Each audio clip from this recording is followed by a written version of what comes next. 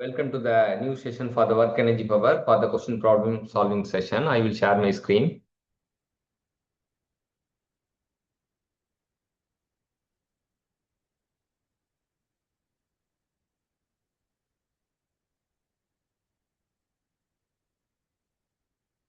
Okay, இப்போ இந்த ஆறாவது கொஸ்டின் வந்து புரிஞ்சுதா?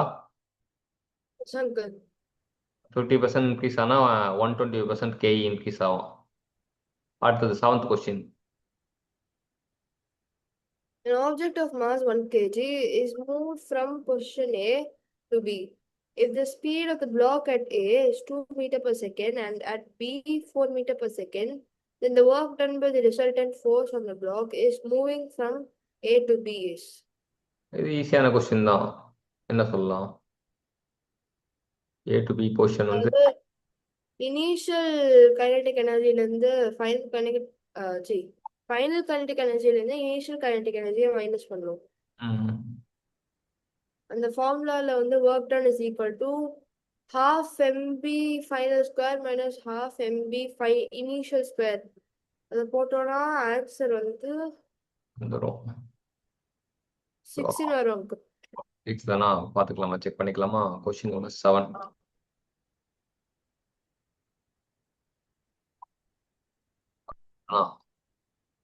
Question number 7. Question number 7. இப்பதான் முடிச்சோம் 8th.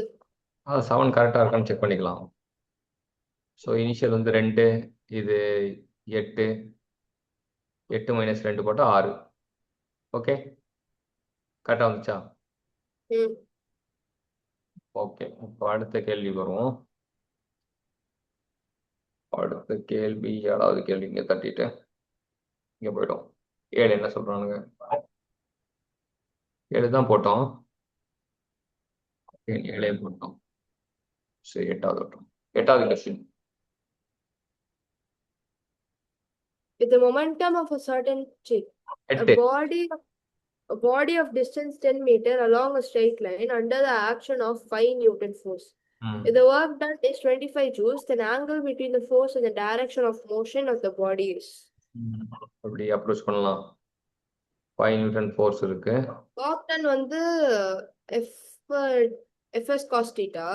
ஓகே, இப்போ நம்மளுக்கு ஆங்கிள் வந்து ஒர்க் டன் நம்மளுக்கு 25 தந்துட்டாங்க, ஃபோர்ஸ் 5 தந்துட்டாங்க, டிஸ்டன்ஸ் மூவ் வந்து 10 தந்துட்டாங்க. Very good. இப்போ நம்ம அதெல்லாம் போட்டு காஸ் தீட்டா கண்டுபிடிக்கணும். 5 காஸ் தீட்டா 5 10 ஆர் 25/50 போட்டால் 1/2 வரும். 1/2க்கு எந்த காஸ் தீட்டா வரும்? Cos 60 uncle. 1/2 cos 60. Okay, you are right நினைக்கிறேன். செக் பண்ணிடுவோம். எங்க 8. ஓகே,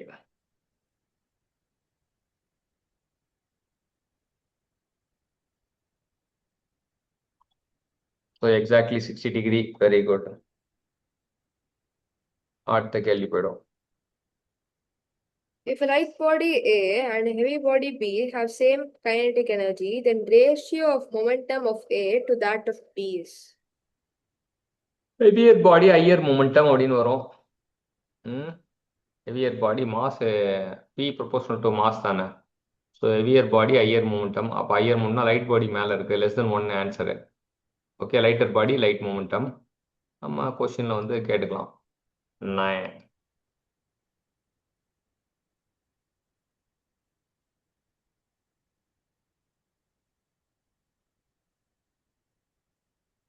கொஸ்டின் ரீட் பண்ணுமா திரும்பி? இல்லை, இப்போ என்னன்னா ரீட்லாம் பண்ணிட்டோம்ல. லைட் பாடிக்கு வந்து மாஸ் ஏ லெஸ் தென் கம்மியாக இருக்கும். ஸோ ஈக்குவல் கைனடிக் எனர்ஜின்றப்ப கேஇ ஈக்குவல் டு p²/2m. அப்போ p equal to √2m KE. அப்போ கேஇ ஈக்குவல் சொல்லிட்டானா p proportional to √m. 2m KE இல்லை. அப்போ 2 கேன்சல் ஆகிடும், கேஇ கேன்சல் ஆகிடும். மேலே எம்ஏ இருக்கும், கீழே எம்பி இருக்கும். எம்ஏ வந்து லெஸ்ஸர் மாஸ்னால லெஸ் தென் 1 இருக்கும். Lesser value by higher value போட்டால் புரியுதா? மைனஸ் போகும். புரியுதா? புரியுது அங்கிள். அவ்வளவுதான். மேல லெசர் வேல்யூ இருக்கு, லெசர் மாஸ், கீழே ஹையர் மாஸ், ஆனால் லெஸ் தென் 1 வருது. டன். அடுத்த கேள்வி போயிடுவோம். 10வது கேள்வி.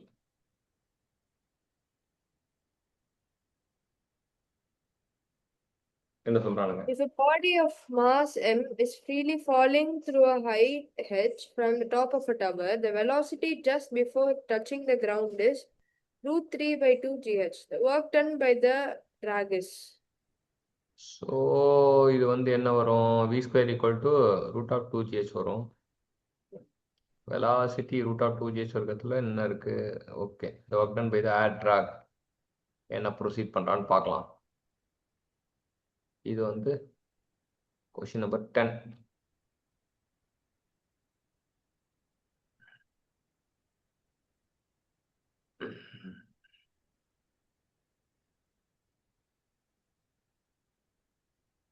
ஸோ கிவன் டேட்டா கொடுத்துருக்காங்க. Mass, velocity, height of the fall h, final velocity வந்து √3/2gh இனிஷியல் வெலாசிட்டி. ஸோ நமக்கு work done by the gravity plus work done by the air drag ரெண்டுமே ஆட் பண்ணுறாங்க. ஆட் பண்ணால் change in kinetic energy. So final வந்து half mvf²னால final velocity மட்டும்தான் இருக்கும். Initial velocity 0. Initial velocity 0ன்றப்ப work done by gravity வந்து mgh. இவன் வந்து கைனடிக் ஃபைனல் கைனடிக் வந்து 3/4 mgh. முக்கால் வந்து 1 கழிச்சா -1/4 mgh. இந்த மைனஸ் எதை குறிக்குதுன்னா air drag force act in direction opposite to displacement. Air drag வந்து ஆப்போசிட்ல ஆக்ட் ஆகுன்றாங்க. Okay okay. நீங்க எக்ஸ்பிளைன் பண்ணுங்க பார்ப்போம். அதாவது பாடி வந்து ஃப்ரீ ஃபாலிங்ல இருக்கு. ஒரு height H top of the டவர்ல இருந்து விழுது. Okay, so total work done வந்து equal to the kinetic energy, change in kinetic energy. Fine. இப்போ சேஞ்ச் இன் கைனடிக் எனர்ஜி வந்து நம்ம ½ mv²னும் டோட்டல் ஒர்க் டன் வந்து கிராவிட்டினால பண்ற ஒர்க்கையும் அப்புறம் அது எவ்வளோ டிஸ்டன்ஸ் கவர் பண்றோம் அந்த ஒர்க்கையும் நம்ம வந்து ஆட் பண்றோம். ஆமா, அதுக்கப்புறம் டிராக் அந்த அந்த டிஸ்டன்ஸ் கவர் பண்றது வந்து டிராக். ட்ராக். அதுக்கப்புறம் வந்து அந்த இனிஷியல் work வெலாசிட்டி done வந்து by the air drag plus mgh is equal to 1/2 into m into √3/2 gh அப்படின்னு போடுறோம். இதெல்லாம் சப்ஸ்டியூட் பண்ணோம்னா ஏர் ட்ராக்ன்றது வந்து -mgh/4ன்னு வந்துடுது. அவ்வளவுதான். ஓகே, இப்போ லெவல் 1 எல்லாம் முடிச்சிட்டோம். அடுத்த லெவல் 2.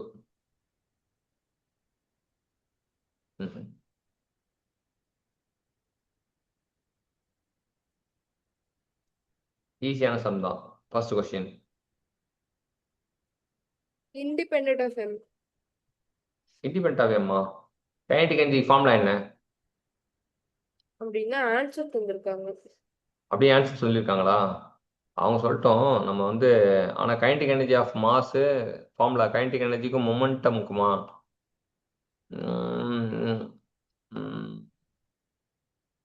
ஸோ சரி, ஓகே, நம்ம இவங்ககிட்ட கேட்போம், குருநாதர்கிட்ட கேட்போம்.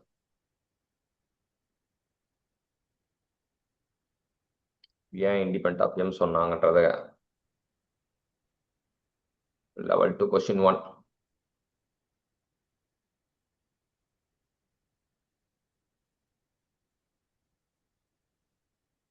ஸோ வக்னம் வந்து ஃபோர்ஸ் இன்டு டிஸ்பிளேஸ்மெண்ட் சொல்றானுங்க. கைனடிக் எனர்ஜி வந்து acquired equal to work done by net force. So அது வந்து F into D. ஸோ இது வந்து கைனடிக் எனர்ஜி வந்து ஃபோர்ஸை தான் சார்ந்திருக்கும். The mass does not appear in the final expression சொல்றானுங்க. While larger mass would have smaller acceleration, take more time to cover the distance. On by time distance remain the same. Consider the independent of mass சொல்றானுங்க. இப்போ இதை எப்படி இது பண்றதுன்னு பார்ப்போம். So first வந்து ரெஸ்ட்ல இருக்கு மாஸ். Initial was 0. அப்போ இனிஷியல் கைனடிக் எனர்ஜி 0. டிஸ்டன்ஸ் வந்து 0 டின்னு சொல்லிட்டான். கான்ஸ்டன்ட் ஃபோர்ஸ் வந்து எஃப்ன்ட்டான். ஒர்க் எனர்ஜி தியரம் என்ன சொல்லுது? the total work done is equal to change in kinetic energy. அவ்வளோதான்.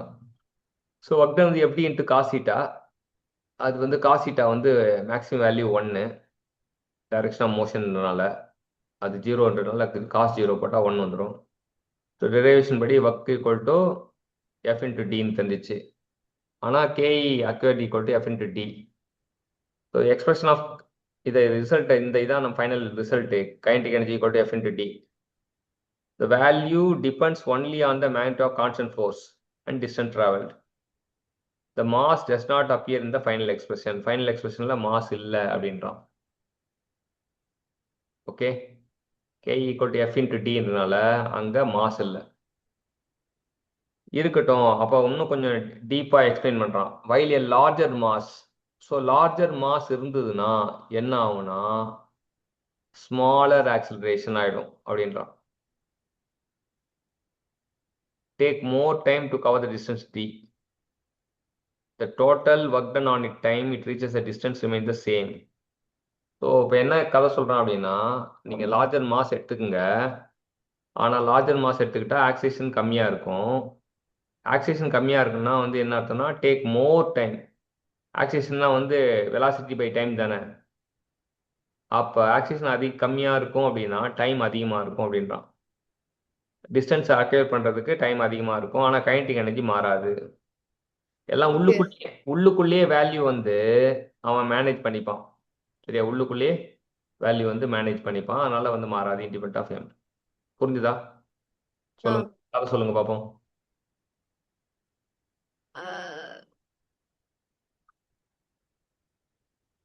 அதாவது ஒர்க் டன் வந்து ரொம்ப சிம்பிள்.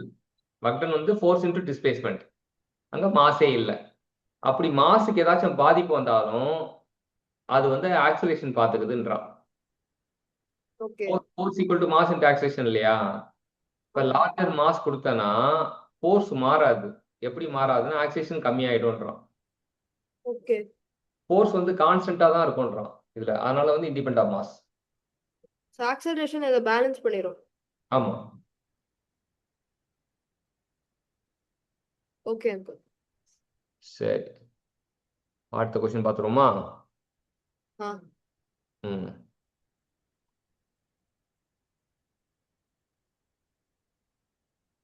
சொல்லுங்க, வாசிங்க. Consider a car moving along a straight line, a straight horizontal road with a speed of 72 km per hour. If the coefficient of static friction between the speed between the road and the tire is 0.5, the shortest distance in which the car can be stopped is. Shortest distance தான் கேட்குறானுங்க.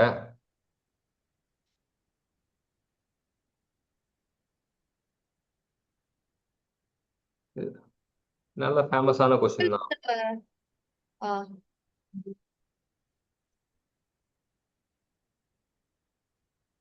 So என்ன பண்ணிட்டாங்கன்னா first 72 km/h மீட்டர்/செகண்டாக மாற்றுறானுங்க. அது 5/80னால நமக்கு இது பண்ணுறாங்க. Velocity வந்து 20 மீட்டர்/செகண்டில் போகுது. அப்போ change in kinetic work done வந்து equal to change in kinetic energy. So work done by the friction வந்து பார்த்தீங்கன்னா minus mu times of MG force into distance பார்த்தீங்கன்னா நியூ எம்ஜிஎஸ் வரும். இங்கே minus mu MGS equal to minus half M U square. அப்போ அதில் வந்து யார் அடிப்படுறான்? மாஸ் மட்டும் அடிப்படுறான். So S equal to you square by 2 mu g. புரியுதா? Work done by the friction வந்து ஃப்ரிக்ஷன் ஃபோர்ஸ் வந்து force equal to mu into W. அப்போ ஃபோர்ஸ் இன்ட்டு டிஸ்டன்ஸ் தான் வந்து ஒர்க் டன். டபிள்யூ வெயிட்டுக்கு பதிலாக எம்ஜின்னு போட்டிருக்கானுங்க. ஓகே, சரியா? ஸோ போட்டோன்னா S equal to you square by 2 நியூஜி எல்லாம் சப்ஸ்டிட் பண்ணால் நமக்கு 40 மீட்டர் வருது. ஓகே, சரி, அடுத்த கொஸ்டின்.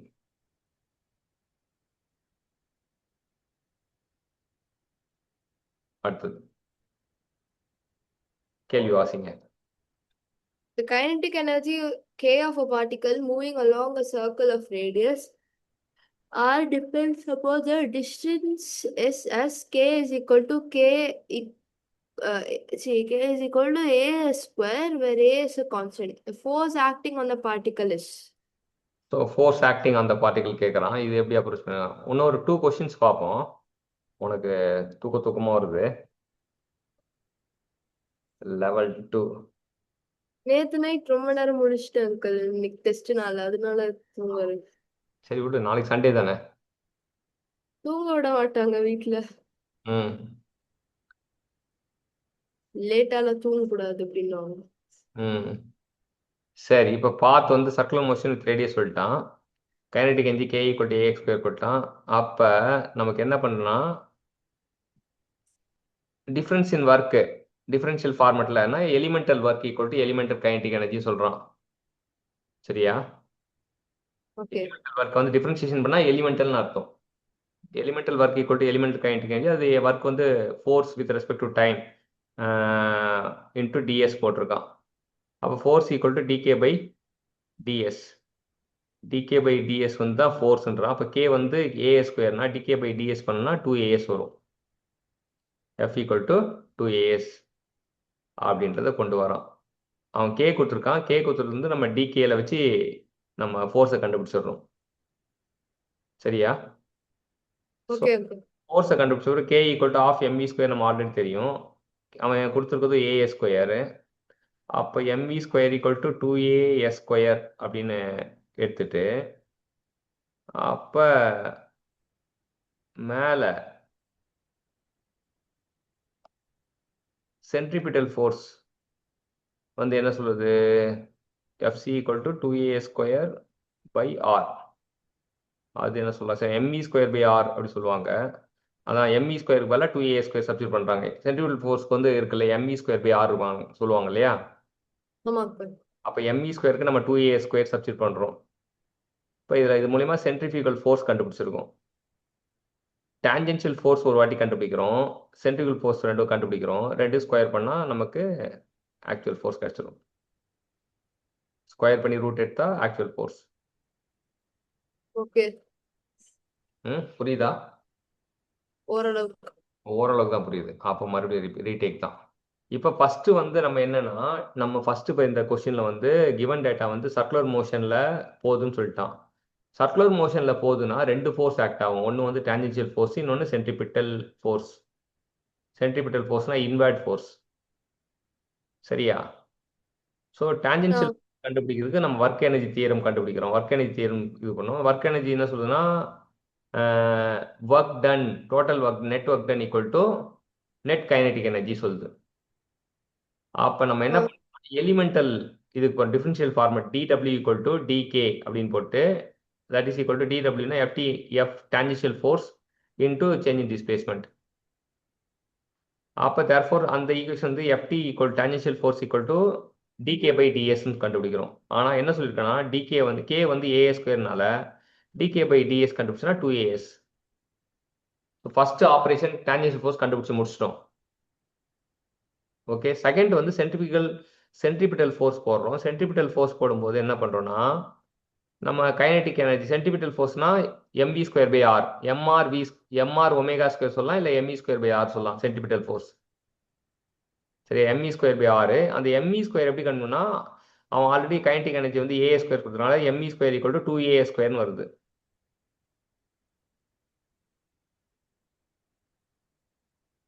கைனடிக் எனர்ஜி அந்த kinetic energy half mE square இல்லையா, அந்த ஆஃப் mE ஸ்கொயரை வந்து அவன் கொஸ்டின்ல கொடுத்துருக்கான், AS ஸ்கொயர்னு கொடுத்துருக்கான் கைனடிக் எனர்ஜி நமக்கு given.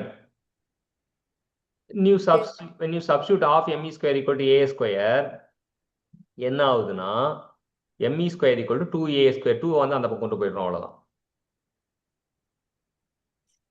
ஏன் mE square கண்டுபிடிக்கிறோம்?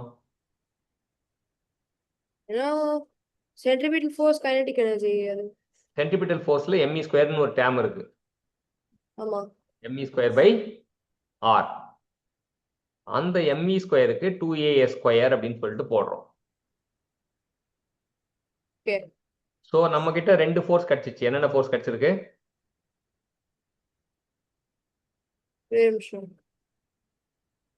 ஒன்று டான்ஜென்ஷியல் ஃபோர்ஸு, இன்னொன்னு Centripetal force. Centripetal force. சென்ட்ரிஃபியூகல்னா அவே, ஆக்டிங் அவே. சென்ட்ரிபிட்டல்னா ஆக்டிங். சரியா? ஸோ ரெண்டுத்தையும் ஸ்கொயர் பண்ணோம்னா tangential force plus centripetal force square, tangential force square plus centripetal force square equal to resultant Tangential force வந்து என்ன வந்துச்சு? A ஸ்கொயரா? 2as இங்க மேல இருக்கு.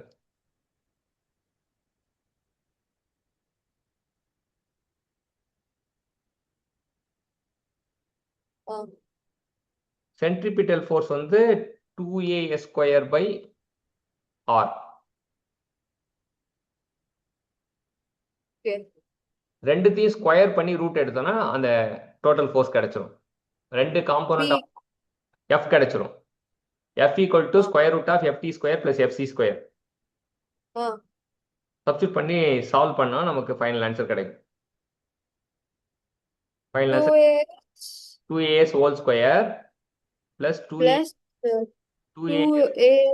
Square by R whole square போட்டுட்டு யாரெல்லாம் காமனா இருக்கானோ 2as வெளியே எடுத்துடலாம். ரெண்டுத்துலயும் 2as வெளியே எடுத்துட்டா 1 root of 1 plus S square by R square வருது. அதுதான் இப்போ என்னன்னா this can be written as f equal to 2as 1 plus s square by r square of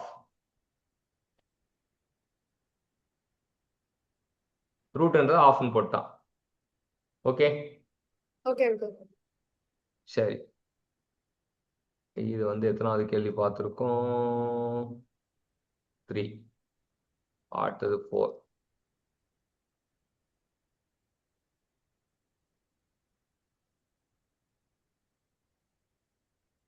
fourth question என்னன்னு பார்த்துட்டு வந்துடும்.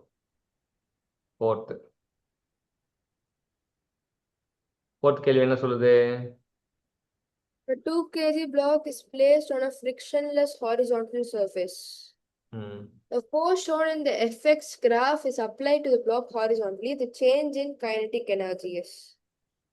எஃப்எக்ஸ் கிராஃப் தான் கொடுத்துருக்காங்க. எஃப்எக்ஸ் கிராஃப்னா எஃப் இன்டூ டிஎக்ஸ். நம்ம வக்டன் அந்த வக்டன் இதில் கொடுத்துருக்காங்க. Change in kinetic energy equal to work done போட்டால் நம்ம ஏரியா, இந்த ஏரியா கண்டுபிடிச்சா ஏரியா தான் வந்து அந்த சேஞ்ச் இன் கைனடிக் எனர்ஜி.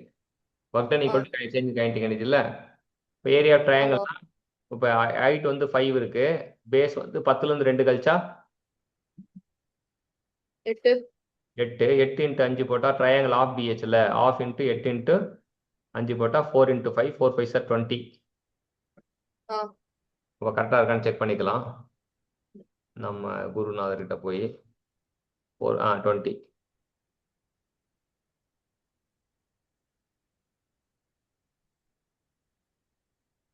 எப்படி அப்ரோச் பண்ணியிருக்கான் பாருங்க. Area under the graph தான் uncle answer. ஏரியா, ஆமா, ஏரியா அண்டர் த ஏரியா இந்த area of the graph. Area under the graph எங்க இருக்கு நம்ம பார்த்தோம்னா ஏரியா அதான் அந்த பாயிண்ட் ட்ரையாங்கிள் 2ல ஆரம்பிச்சு உச்சி.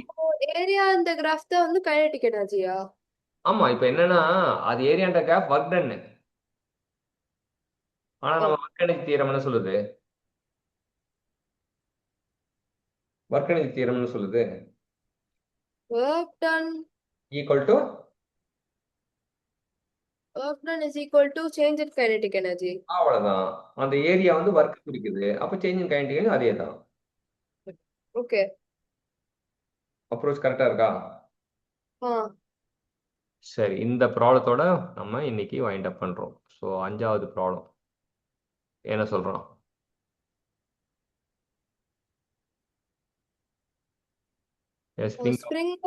Spring constant K is fixed horizontally at the bottom of a hilly terrain as shown in the figure. A small block of mass m initially at an altitude h is gently pushed pushed downwards. Assuming no friction anywhere, the maximum compression in this spring will be. Okay, இவனை பார்க்கும்போது அவன் ஓடி வந்து விழும்போது அவனோட potential energy mgh. இவன் half kx square வருவான்ல, mgh half kx square. Half kx ஸ்கொயர்னா எக்ஸ் எங்க இருக்கான்? அது எக்ஸ் வந்து அதான் எக்ஸ் தான் கம்ப்ரெஷன் தான் கேட்குறானுங்க. அப்போ 2mgh by K root of இது வரும், டி வரும். நம்ம இது பண்ணுறோம். ஆனால் அவன் என்ன பண்ணுறான்றத பார்த்துருவோம். ஓகே.